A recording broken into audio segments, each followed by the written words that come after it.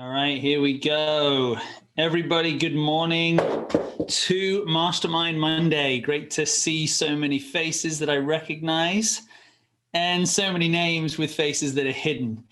I'm Coach Will Robbins. Many of you already know me as CEO and founder of RGX. And today, as always, I love starting my week getting to share with coaches from all over the world on how to help grow their businesses, how to get better results for their players, and how to impact their golf facility. So today we are going to go ahead and we're going to dive in here and we're going to talk about personalized improvement plans. I think that many of you have been seeing over the last, I would say, 2 to 3 years, how golf coaching is now shifting so much more to people want to shoot lower scores. People want to play better golf. And they want their coach to actually take them on a journey, take them on a pathway and show them how to get better, not just fix their golf swing. And so what I'd like to do today is give you my experience and my knowledge of what I've seen out there, of what works, and what we have to do when we get out on the golf course with our players to go ahead and help us that when we do sit down to build an improvement plan, that it is actually personalized to them. But most importantly, you feel like you're actually able to guarantee those results. So with that said, I'm going to start off with a question as I do every single week. And that is this one right here. Do you have a written plan for each of your players?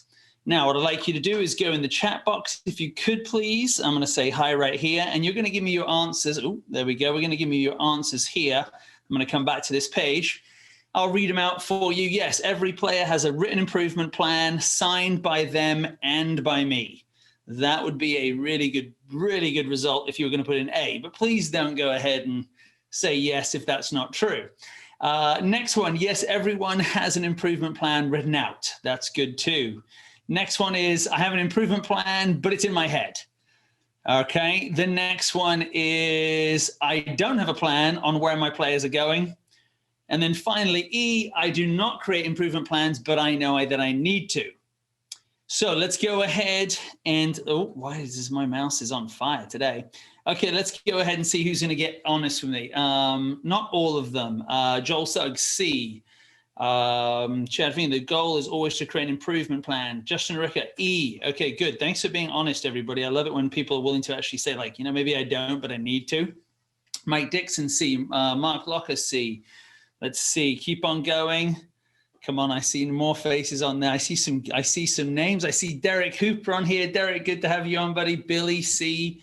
Bo, no, all of them, but I just created a template to start. I have it for my new players. Perfect. Derek Hooper, B. Jonathan Schaffner, C. Okay, great stuff.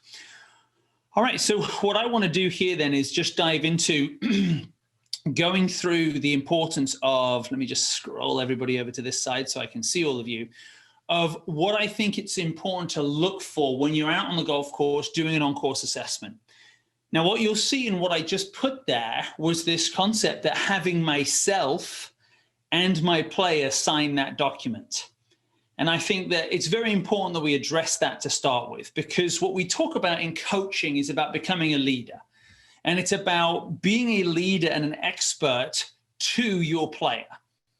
And I think that the players that I coach, at least, okay, and when I'm talking about adult on-course coaching, it's usually, 35 to 65 years old, male, female, who are used to signing documents, right? I know nowadays we've got all sorts of crazy things like Venmo and Bitcoin and stuff like this, but most of them have been growing up signing their name next to something, which means a commitment. It means that I'm going to go ahead and say yes to what you've put in front of me.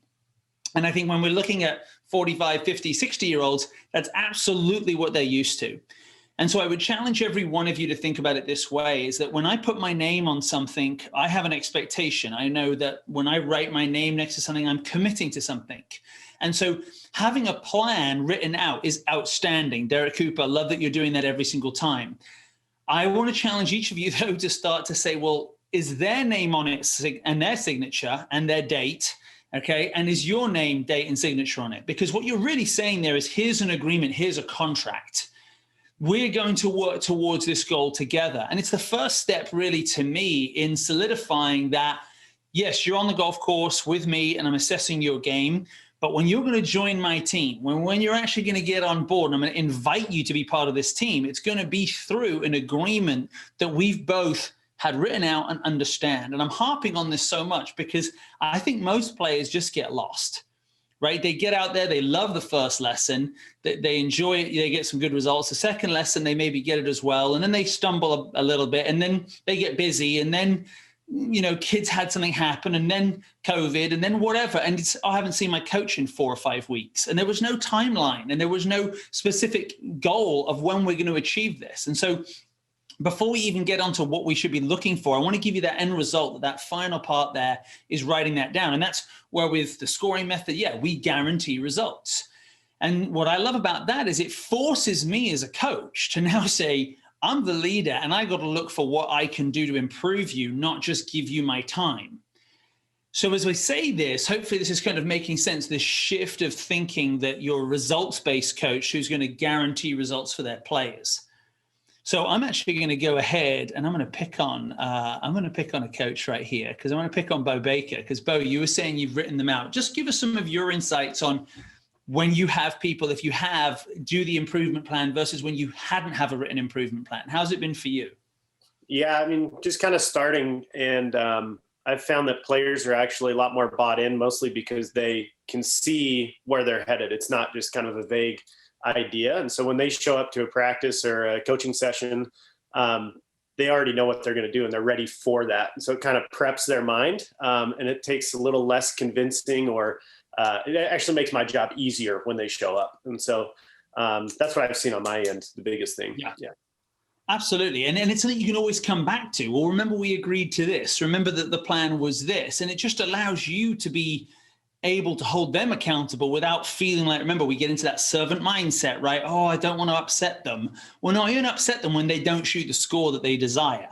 And I think it also separates you so much. And big thank you, I think, to Dave Lepore. And I think, who else did I send out? Maybe Scott Weiss as well. I think, Scott, I sent it out to you, but there's a new series with the PGA that we just put together on course assessments. And it's this whole shift for the PGA professional to really be like, I'm an expert and this is what you need. And people just love it. The minute you start doing that and you start actually embracing it, people are just over the moon, because they're like, I've always just been lost. And I've sort of jumped from one pro to one piece of technology to Golf Channel to Golf Digest and I've been trying to figure it out on my own. And now someone's actually going to give me a path. And I think that's such a key part to what we've got to do, is put it into a system. Now, I think in the old days, not one of the old days, okay, in the past, there was a lot of things to do with golf swing that were systems, and it worked well for some people. Like, this is the system that I teach. I think we're now looking at it from a holistic way of looking at it and saying, like, no, here's where you're at, here's who you want to get to, and here are all the tools that I can do to get there, but these are the ones that you need, and when you need them, and how much you need of them. And I think that's where people can really start to buy into the modern coach, because we really are using our whole tool set to help our players. And that starts obviously with that on-course assessment. And so if we look at this, the first thing that I want to go through here is just like 6 things that I go through, okay? And it's a mindset as well as actions that I have when I'm on the course. So the first thing is to assume nothing. We know what assumptions do. We've heard it all before, right? But the thing here is that I'm always thinking that I've got it wrong when I'm looking at someone. I'm not jumping to conclusions. So I'm asking more and more questions, because in early days, I would jump to conclusions. I remember one time, this is a student, Brian, awesome athlete. And he came out shooting 105. This is one of my first ever programs, Brian Allen. And I go out and he's like, yeah, I want to shoot consistently in the mid 90s. And I was like, man, I can get you to shoot low 80s. And I set that expectation up for him, and he had the ability to do it. And for the first 7 weeks, he didn't break 100. And luckily in week 8, he shot 83 and then backed it up with another 85 and was on track. But I had set expectations because I saw everything in him, but I hadn't asked him enough questions to know how much pressure he was putting on himself, and how, he just always wanted to be perfect. So if he double bogeyed the first hole, it was a terrible thing. And so as a coach, what we've got to do is not assume anything. Just because someone has a brand new set of golf clubs doesn't mean they've got money to do coaching. Just because they practice 5 days a week doesn't mean that they're doing it right. Just because they say they love golf doesn't mean they actually know how to play golf. And so what I would challenge you to do when you're in your assessment is You are literally out there figuring out for the first time ever with this student who they are. I've run a lot of on-course assessments, right? But not for the person I'm going to be running for one on this Wednesday. I've got a new student coming up. So I've never run one for him before. I've run them for a lot of other people. But I would really challenge you that if we're going to be able to build a plan that's individual to them, I've got to get to know them on a personal level. I need to know their personality. I need to know how they handle their emotions. I need to know their goals and their commitments. And the only way I can do that is go ahead and start to ask a whole ton of questions. So what I would challenge you to do is when you're out there is really think that you're a novice, right? Be wanting to understand, not be understood. And so it's shifting. Diane, remember we talked about it, it's this idea of like as a pro, we just ask more questions. And a lot of times we think actually we should have the answers. But really as a coach, the answer is inside of our players. And it's our role to try and figure out what the problems are by asking those questions. That we and I can't even, like, you know, people know you're pro, but like all people, you can't hold people up. No, it does not look good. Yeah, so I think Diane just jumped in there. But Diane, what you were saying there was the thing is Diane's experience as a golf pro has been very successful for a long time. It's like they're paying for the answers. They're paying for my hour. I've got to give them more information. And this is where you just keep asking questions and you keep diving in deeper and try not to assume. The second thing is you've got to go ahead and clarify and quantify goals. Okay, so one of the big things, and Bo, you and I have been doing this with macro over the past few months with all these coaches, is like this whole concept of, okay, so let me understand what you're saying here is you want to get better at golf. What does that mean, better? Oh, I want to break 120, because in my mind, better at golf is, well, I'd like you to break 80. And so one of the things that I often used to do was I would just jump in and sort of like, oh, assumption, yep, that's what they mean. And when I say to them, what's your goal? Oh, I want to be more consistent. Could you explain to me what more consistent means? And so often I'll then find that, well, I just like not to miss fairways. And I'm like, so would Rory. I mean, but like that's delusional thinking, but they don't know it's delusional thinking. So I can't tell them that. I've got to come back and quantify that. Look, if we could just not lose a golf ball, who cares if it's not in the fairway if we didn't lose a golf ball? So a lot of the time in a playing assessment, you're really trying to quantify and clarify and get alignment in what they actually think they need to do. Because I've always found that people think shooting 77, 78 is perfect golf. What they don't realize is don't lose a golf ball and don't three putt and have a pretty good short game.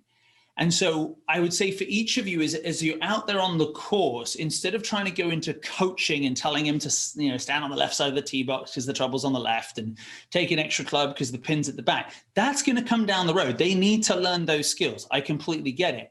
But what I want to be asking is questions like, for example, if it's 150th flag, I'm like, what is it to the back of the green? I don't know. Okay. And I just walk away.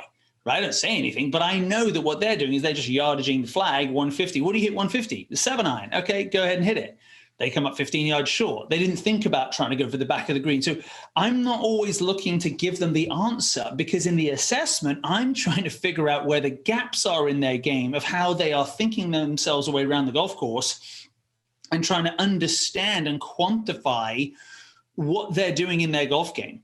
Because if I see him say 150 for a 7-iron and 3 times it comes up at 135, there's a major thing like yardage gapping that I would want to do with this player to align distances with actual distances, right? What they believe they can hit how far. So I don't want to give that away in the assessment because I'm not there to fix you in an assessment. And that's why I don't want to assume. I've got to ask a ton of questions, but most importantly, I've got to follow up with clarifying. Bo, I'm going to pick on you again because we've been doing this together. We've been mentoring together on the call. What's your experience been watching as you've mentored other coaches now in this whole opportunity to clarify and affirm people as they give answers to your questions? So I guess for me personally, just my experience with it is people obviously automatically know that, one, you care more about what they want and what they need and kind of their emotions rather than just this game we play, right? And so I think that's a big one for me is like, you're building a relationship based off of an emotion and where they're at in life and their game. And I think other coaches have experienced that too on, when you start to clarify what these people are looking for, you can just see it in their eyes just kind of light up. I mean, if you've got a guy that comes out and says, well, I want to break 100. Well, why do you want to break 100? And then, you go down that rabbit trail. All of a sudden you find out he just wants to break 100 because he just wants to beat his buddy. And that's where the emotion is. He's sick and tired of going out and being embarrassed in front of his friends. It's not just break 100. There's more to it than that. Yeah. Yeah, exactly. And then when you clarify that back to them and say, so really you just want to beat your buddy. And if we can get you there in the next 6 weeks by helping you with your short game and getting you more confident off the tee, you'd be happy. And they're like, yes, they think you're a genius because you took the time to quantify what they want and clarify it back to them. And remember, you're taking yourself from being a servant to a leader in this playing assessment, right? You're showing them that you understand them. You're showing that you can quantify these goals and you can get them to those goals. And so this whole journey through, oh, wow, my mouse is going in reverse today. This whole journey is about setting up that to then get these clear expectations, right? And so this is where I find, just being honest, is players will say, yeah, I'm going to practice 3 or 4 times a week, and I want to, not miss any fairways, and I don't want to 3-putt anymore. And so often in a fix-it mentality where we're trying to drive value from that first session, we get into giving answers and also maybe even saying yes to things like, yeah, we can do that. We'll do that too. Knowing as a golf professional, it takes a long time to make change in someone's swing, in gaining more consistency, in whatever it may be. We know it takes time, and almost for the sale, we shift into the fix it. I better give them more, and I want to say yes so they believe me. Compared to the consultant and the expert that says that's possible, but probably not right now. I think, I'm just going to be genuinely honest with you. It's unrealistic for you to go ahead and break 80 in the next 12 weeks. I believe that we can definitely put some parts into place that get you to break 90, but you have to understand these are the requirements. And you're telling me you have 2 kids and you're telling me you travel a lot and you're telling me you're going to practice 4 days a week. I just don't see that happening. And what happens in my experience is people look at you like, I can't believe that you're being this honest, because aren't you meant to be selling to me? I just had one last week, and I think some of you guys have watched the video already. It's with Brad, and he sends me a text, Will, I need to buy a new set of clubs, and what should I get? And I'm like, no, don't buy any clubs. Let's get your game in shape, and then down the road, we'll get fit for clubs, and we'll make that happen. And he came back to me, he's like, oh my God, my girlfriend loves you. How come you said that? I'm like, because you don't need that right now. And so this is where you have to be honest with people. But if they do need a new driver, you tell them you need a new driver. Like, we've got to get you fit. You can't be afraid to level out the expectations on what they're attempting to do. And I see this the biggest, I truly see this the biggest with coaches who are working with high school kids who say they want to get a Division I scholarship or they want to play college golf. And then they do 4 1-hour lessons a month at $100 an hour. And I'm like, that is, in my opinion, totally delusional. Like, you can't do 4 1-hour lessons a month and become a Division I college golfer. I mean, if I look at coaches, whether it's Warren Buckey or VJ Trolio or Riley Andrews, I mean, it's $2,000-3,000 a month. It's, 4 or 5 sessions a week. It's on-course coaching. It's mental. It's physical therapy. It's training. It's weights. It's everything. It's college, finding the right college. I mean, we have got to be honest with people. And then if they go, wow, I didn't know it was going to be that much money. Well, if you wanted to go and play at an NAIA school or a community college, we'd only need to shoot this score. And then this would be the plan for this one. This is what an expert does. Oh, we're getting double sound there. Sorry. We end up sort of bending instead of being truthful, right? And so what I would challenge you to do is really get clear with people on what their expectations are, and then get clear on what your expectations would need to be to achieve that goal. Does that make sense to everybody? And I would really stick strong to this one because it's an easy one to get into the sales mindset and go ahead and just sell them on the product rather than actually, talking with them about that. Scott Weiss, I saw you nodding your head. Give me your thoughts and feedback on this of outlining, expectations to your players. Yeah, right on. I did my first 2 assessments ever this past Friday and Saturday. So this was such a timely subject because I need to now put a plan together for them, and I'm trying to figure out how to do that. And it's all right on. Good, good, good. Okay, so let's go on to the next one here. The next thing that I would say is find the 3 key problems. I think if you do anything more than that, it's very difficult to help somebody when you start to outline everything you've got to work on, right? Now, my experience has been this. You have to keep the ball in play in golf. I've found that to be true in my own golf game. Second of all, you need to know how far you hit the golf ball. That's like kind of an important thing. Thirdly, you need to know how far you hit your wedges, because most people, once they get inside 100, just awful. From 40 to 100 yards, they have no clue, right? You need to be able to chip the ball reasonably close to the hole, lag putt, and not miss short putts. Okay, so there's 6 things, and then if you added getting out of a bunker, there's not a whole lot of things you have to do in golf to be able to shoot, let's just say mid-80s, which 90% of golfers would be just absolutely, they pay you $1,500 to $5,000 right now to get that, right?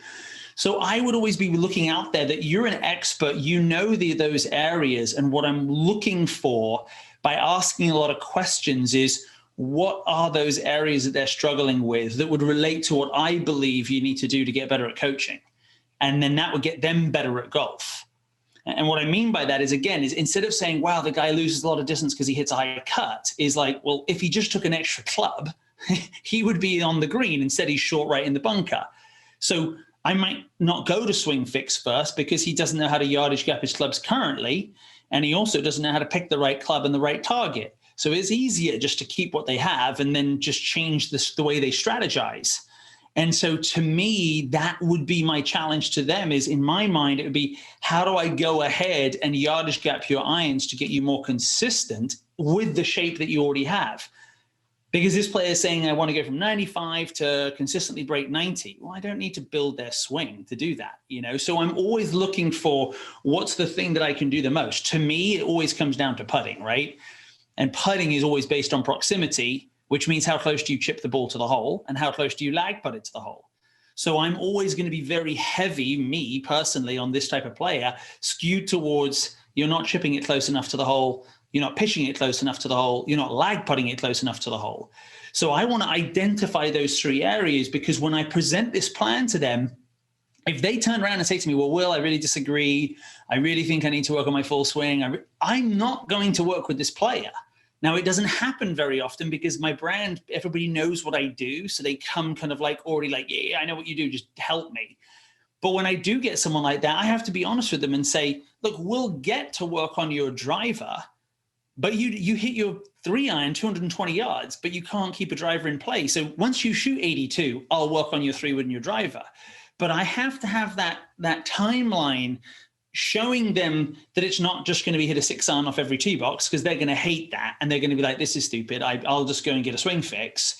I've got to show them that, but they also have to understand there is, like in a textbook, you don't start with algebra. You start with what's a number, and you learn how to count, and then you learn plus and minus, and then times and division.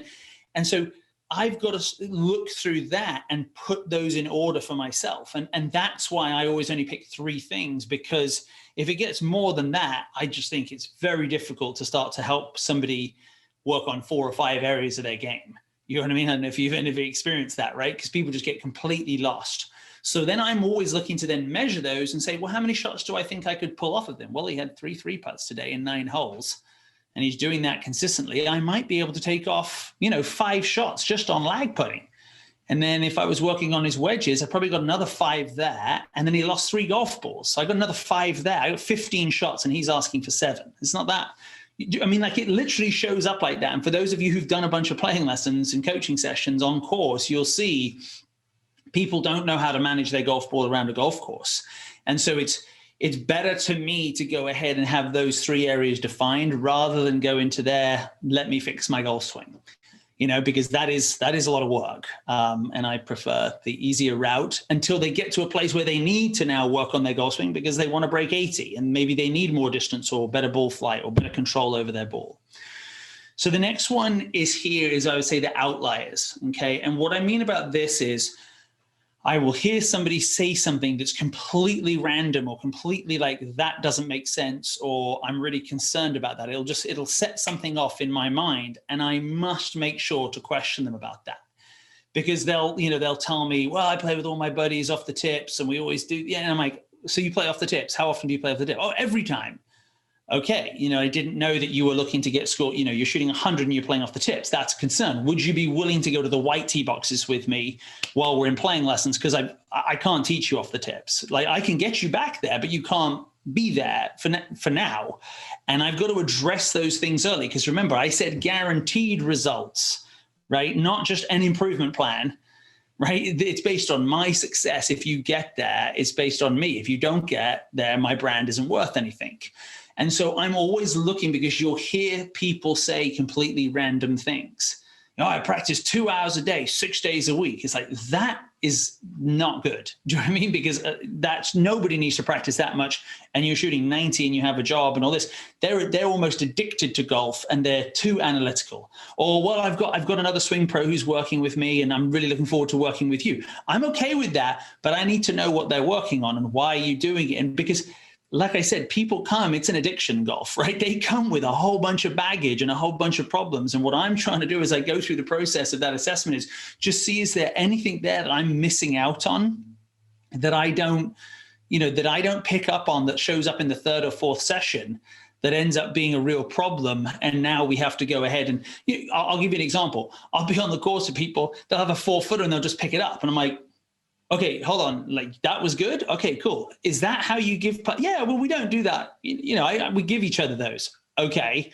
What about the ball that you hit OB and you dropped down? You said that you made a 5, it was a 6. Well, no, we just play it as a penalty area. Okay, so really the 84 you're shooting is probably a 90 then, because you don't cheat, you just don't play by the rules. Like, cheating is intentionally breaking the rules. Not playing by the rules is just you decided different rules with your friends. And so I'm always looking for those little things, because time and time again, I'll find them in a playing assessment and realize, okay, this is something that needs to be addressed early, because I want my players to put things. I mean, if it's a tap in and we're slow play, yes, they can pick it up. But I mean, the point is like, I want everything in the hole. I want to make sure score.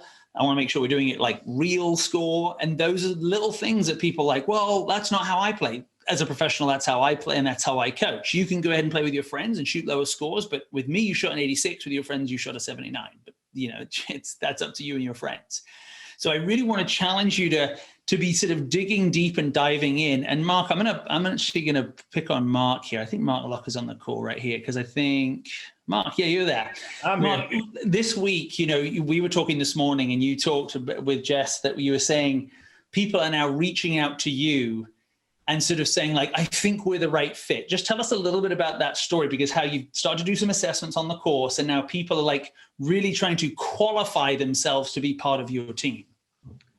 Yeah, I'll kind of go back to what Bo was saying a little bit in terms of, when you start hitting on what they are really looking for, and they go, oh, thank gosh, yeah, and then that clarifying and what or be their clarifying quantified goals. I mean, it's that you really get to who they are and what they're trying to accomplish. And it, to me, it just kind of sells itself. You just sit there and listen and ask more questions, and you really find out, hey, our kid is going, they're going to college, and we don't play any sports. We don't do much together. Me and my wife want something else new to do, and you're the guy. And so, yeah, it's really interesting stuff.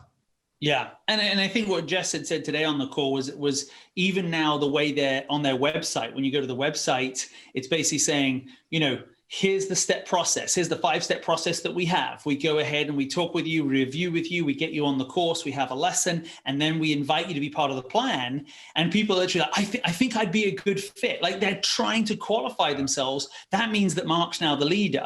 Rather than them being the leader, I've got the money, I'm the customer, and you need to pay. I'm going to pay you, and you're going to do what I want you to do. And I think that's the shift that we're seeing, is the more that you can put yourself into that position, the more when Mark now gets on a golf course and goes and does an assessment, they're like, yes, boss, yes, coach, I've got it. Let's do this. And that's the biggest thing, is that I think that what you've heard me say for many years now is we are handcuffed by the private model, because we are the servant. Okay. And we are selling our time for a fix. And so it's very difficult then to say to someone, no, you don't get to take your driver, put it in the bag. No, you don't get to do that, put that in the bag, and really take ownership of their golf game and let them trust in you on this journey. And so this is what I would challenge every one of you to today, to just start in any way possible, start writing it down. what you see for your players, start sharing it with them and explaining it to them, and then making sure, does this make sense to you? And they go, oh no, I can't practice 3 days a week. Oh, I thought you said 3 days a week. Oh, well, yeah, but that's because my kids are on summer holiday. I can't do it normally. Oh, okay, good. Need to change that one. So when you have it written down, you can really align. And when you say to them, is this what you're looking for? And then you put the price tag on it and say, yeah, it's $1,500. And they're like, yeah, great, let's get to work. Or they say, oh, I didn't know it was going to be that much. Okay, well, let's just change the expectations. Let's not go from 90 to 80. Let's go from 90 to 85. Let's do 5 sessions for $750, whatever it may be, right? So you're starting the relationship in the right way, that they are coming to an expert and that you have a written goal for them with a commitment, and they're going to work on a path that they and you understand. And I think the minute you start to do this, it's going to free you up as a coach. It's going to free you up to just basically go out there and do what you love. And more importantly, they're going to get results, which means you're going to get paid. Right? You're going to get paid what professionals get paid. I've told you before, plumbers get paid $150 an hour, electricians, we're doing a job that is more like, they want their sink fixed, but they really want to break 80. They'll do anything to break 80. I mean, they're going and buying drivers and chewing CBD gum, right? I mean, they don't do that for their kitchen sink. So the key thing here is we've got to get them to understand that we can get them to their goal. So with that said, everybody, I know I'm 1 minute over. For everyone who is part of RGX, I look forward to seeing you on calls this week. And for some of you who haven't yet partnered up with RGX or had an opportunity to talk with us, please feel free to reach out, rgxcoach.com/explore. Get on a call with me. Let's talk. Let's see where you're at, where you want to head towards. And then for those of you and everybody else, I'll see you all next Monday. But make sure you go and take action and do this today, because information, it's really free, right? Implementation is what really makes the difference. So take action on it today, and I'll catch you all next week. Thanks, everybody.